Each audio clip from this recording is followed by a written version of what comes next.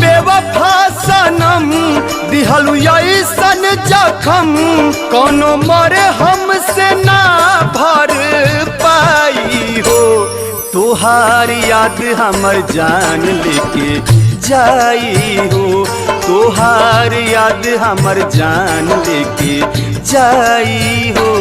सुन बेवफा सनम दिहलु ऐसन जखम कोनो मरे हमसे ना भर पाई हो। तोहार याद हमर जान लेके जाई हो, तोहार याद हमर जान लेके जाई हो।